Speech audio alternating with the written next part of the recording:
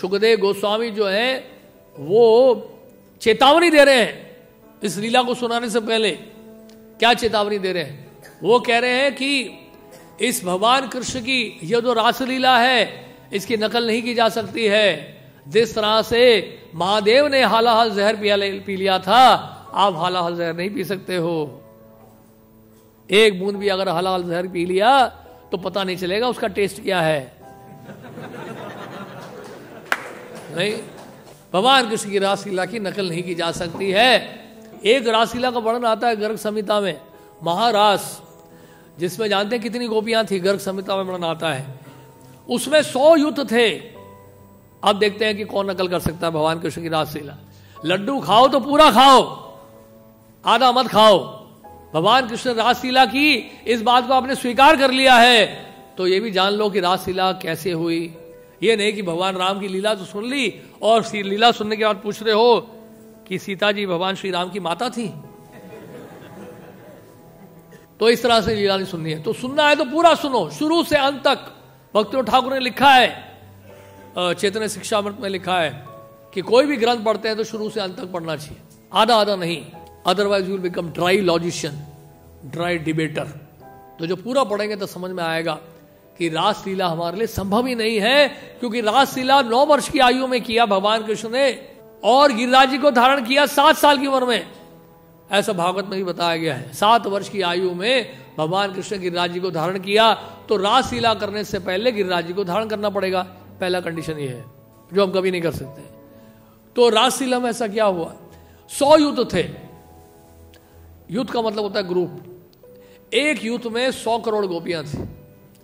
ऐसे 100 ग्रुप से कितने गोपियां हो गई? 10,000 करोड़ गोपियां के साथ भगवान कृष्ण ने महाराज किया है। और उतना ही विस्तार भगवान कृष्ण ने अपना किया उन गोपियों में, स्वयं प्रकाश। बताइए आप अपना कितना विस्तार कर सकते हैं? आपके घर में एक पत्नी है और अपना एक भी एक्स्ट्रा विस्तार नहीं कर पाओगे आप। ना वो विस्तार कर पाएंगी आपकी धर्म पत्नी, ना आप विस्तार कर पाओगे। तो जो है वही है बस। लेकिन भगवान कृष्ण ने विस्तार अपना किया। करोड़ों करोड़ों गोपियां, 10,000 करोड़ गोपियां के महाराज। वृंदावन धाम तो बड़ा छोटा सा है, 16 करोड़ का है। वहां पर इतनी बड़ी महाराज लीला कहां से हो गई कि 10,000 करोड़ गोपियां आ जाएं। 10,000 भक्त भी जाते हैं तो जगह नहीं मिलती वहां रहने की। अभी जाते हैं कार्तिक मास में, गेस्ट हाउस सारे फुल है, रहने की कोई जगह नहीं है, सारा फुल है। तो 10,000 करोड़ गोपियां कहां से आ गई? आपने खिड़की देखी है घर में? खिड़की, ये मेरा चश्मा ही देख लो, खिड़की बाद में बताएंगे। इसके बाद चश्मा है। आपके चश्मे में कितने लोग समा रहे हैं बताइए? उस तरफ देखो, जितने एक बार में दिख रहे हैं सब समा रहे हैं। यानी कि शीशा कितना बड़ा है आपका, चश्मे का शीशा कितना बड़ा है, और कितने लोग समा रहे हैं इसमें? तो ये वृंदावन धाम जो है वो जो अप्रकट वृंदावन धाम है उसी की खिड़की है। यानी खिड़की से जब झांकते हैं तो पूरा संसार नजर आता है आपको इस वृंदावन भौम वृंदावन धाम में। जिसके बाद दिव्य चक्षु हैं उसको पूरा आध्यात्मिक जगत दिखेगा।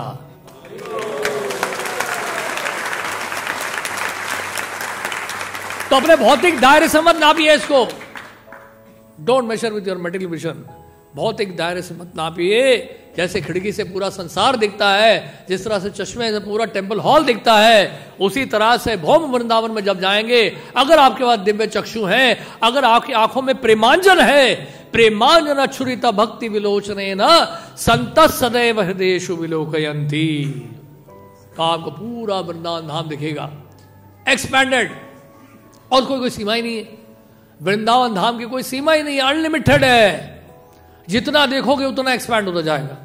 पूरा ब्रह्मांड, अनंत कोटि ब्रह्मांड के जितने अनंत कोटि जीव हैं, अगर वो भी वृंदावन धाम में चले जाएं, तब भी वृंदावन धाम में इतनी जगह है कि खाली लगेगा।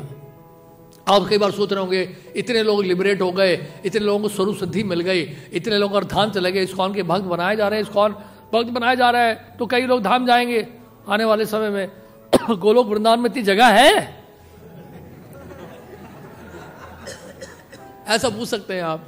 इंडिया का पॉपुलेशन बढ़ रहा है, इंडिया में इतनी जगह है? अरे इंडिया का पॉपुलेशन कितना भी बढ़ता जाए, इंडिया में फिर भी जगह है। देखो, जहां पे 50 करोड़ की आबादी थी, 60 करोड़ की आबादी थी, उससे बोलते रहे पॉपुलेशन बहुत बढ़ रहा है। आज 130 करोड़ की आबादी है, फिर भी इंडिया में जगह बहुत खाली पड़ा है।